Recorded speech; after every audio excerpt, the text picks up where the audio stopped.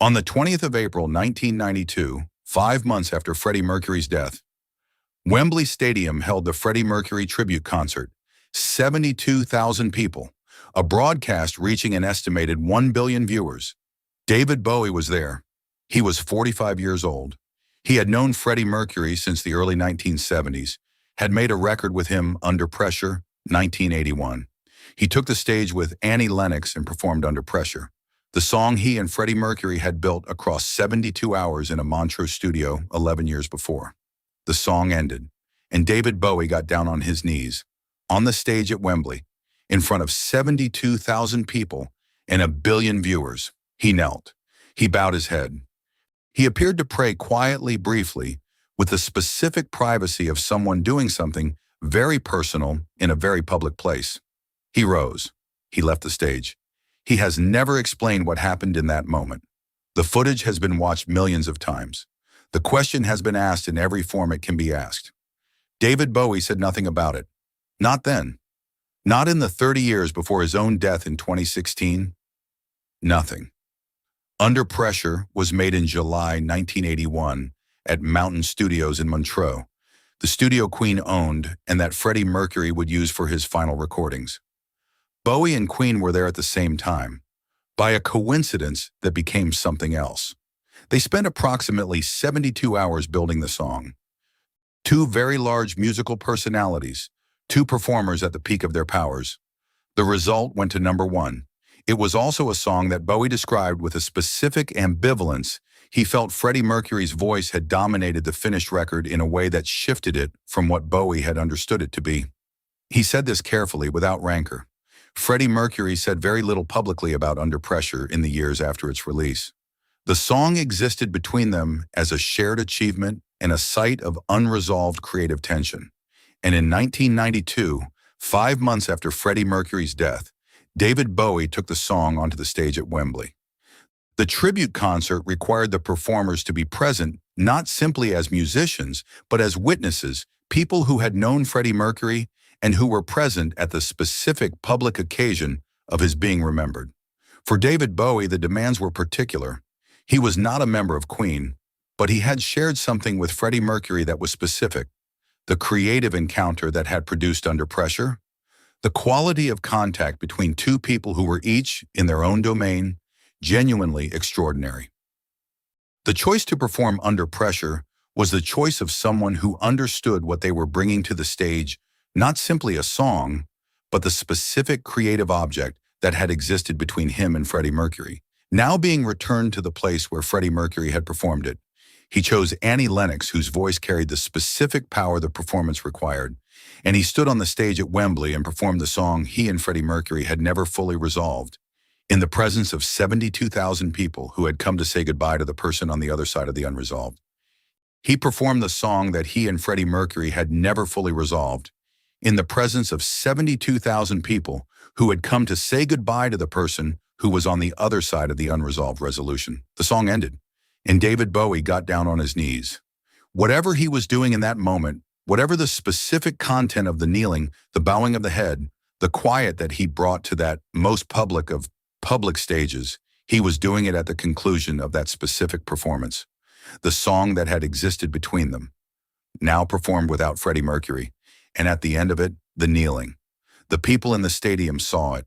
The billion viewers saw it. And in 34 years, no one has heard David Bowie explain it. As the final notes of Under Pressure complete, Bowie moves to his knees on the stage floor. His head bows slightly, not in the performed gesture of public grief, but in the specific way of someone turning inward. His lips appear to move. He appears to be saying something, or simply being in a very private act in a very public moment.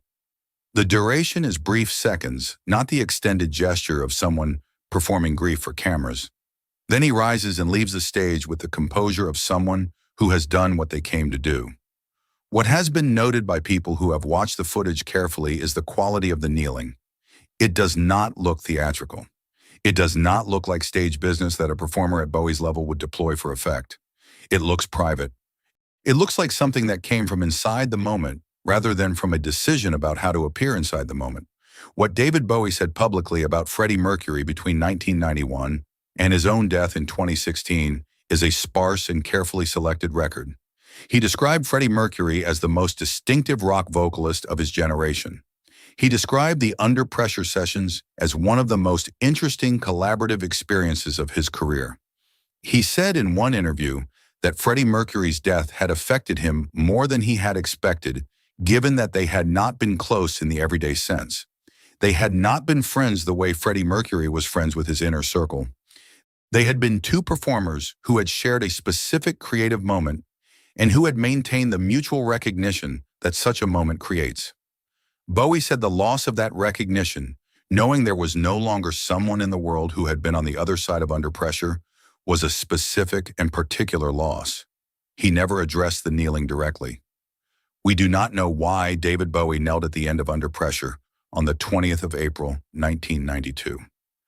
What we can do is consider the specific convergence of things present in that moment. The song itself, the most direct creative connection between them, the thing they had made together and never fully resolved. The performance of it without Freddie Mercury, singing the parts distributed between the two of them in Montreux, but now with the absence fully present in the room.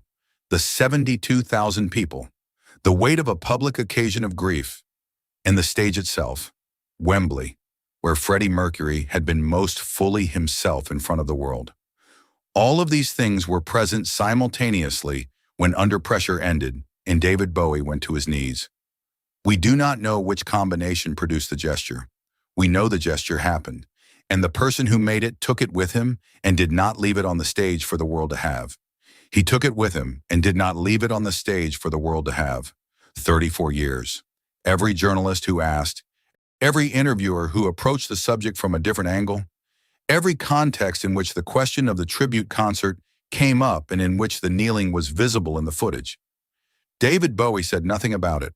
Not a partial explanation, not a misdirection, simply nothing.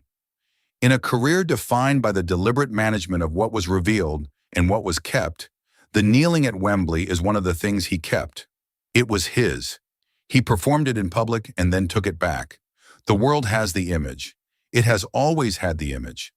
But the image is not the same as the explanation. And the explanation, for 34 years, has belonged to David Bowie alone. The choice of Annie Lennox was not casual. She brought to the performance a voice that was powerful, controlled, emotionally direct, suited to what the performance required. She was not attempting to replicate Freddie Mercury's vocal. She was bringing her own voice to a part Freddie Mercury had made unrepeatable, acknowledging the unrepeatable by not attempting to match it. The choice of a different timbre, a different register, was itself a statement about the impossibility of replacement. Freddie Mercury could not be replaced.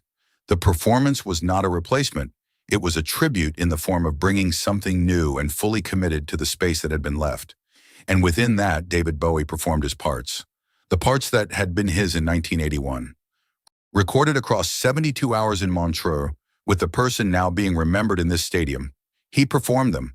And when the last note sounded, he went to his knees. In April 1992, David Bowie was 45 years old. He had come through the 1980s, a decade he would later describe as his creatively weakest, a period of commercial success and artistic compromise. He was in 1992 in the process of finding his way back to work with genuine meaning. Freddie Mercury had died at 45, the exact age Bowie was at the tribute concert, making the most meaningful music of his life in his final years, in the full knowledge of what was coming. Bowie at 45 was just beginning to find his way back to the meaningful. The specific quality of standing on that stage at 45, performing a song for a man who had been 45 when he died, is not something that can be precisely calculated, but it is present in the moment. It is part of what was there when Bowie went to his knees. The specific paradox of the kneeling is the paradox of a private act performed in the most public context available. An estimated 1 billion people watched the tribute concert worldwide. Every gesture on that stage was being captured and broadcast in real time. And into this maximally public context, David Bowie introduced a maximally private act. He did not choose to make it in private. He made it on the most public stage available. This could mean that the moment produced something that could not be controlled, that the convergence of the song and the absence and the stage and the 72,000 people produce something that expressed itself before the deliberate management Bowie had always exercised could contain it.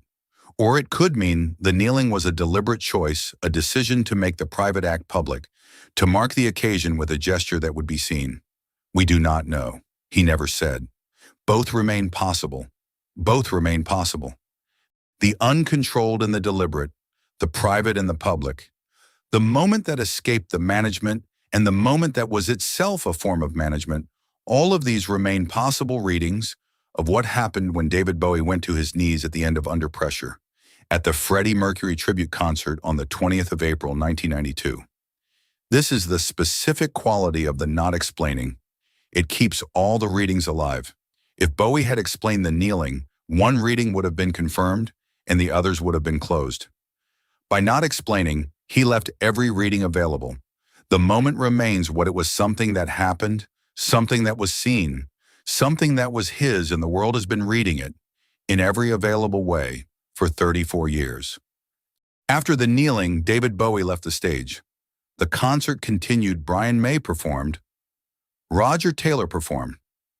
John Deacon was there, in the last significant public appearance he would make before his permanent withdrawal from music 5 years later. Elton John performed. George Michael performed. The concert was one of the most significant public events in the history of rock music, and within it, David Bowie's appearance, the Under Pressure performance, and the kneeling that ended it, became one of the moments most frequently discussed and most frequently returned to. Not because it was the most spectacular moment, not because the performance was the most musically extraordinary of the day, but because of the kneeling. The unexplained gesture in a concert full of explained gestures, the private moment in the most public context, became the thing that people kept asking about and kept not receiving an answer to. David Bowie kept the explanation of the kneeling for the rest of his life. He died in January 2016, 24 years after the tribute concert. The kneeling was part of what was not made public, not because it was hidden, everyone had seen it, but because the meaning was not given. The image was public. The explanation was private. Bowie, who had spent his entire career understanding that what is withheld is as much a part of the work as what is revealed, withheld the explanation. Whether this was a deliberate choice or the result of never finding the right words or simply not wanting to reduce what had happened to the language public explanations require, is something we do not know. What we know is that he took it with him, and that it went with him when he died, and that the image remains. The image remains. The stage at Wembley, the end of Under Pressure, David Bowie on his knees. 24 years he kept it after that day, and he kept it until the end.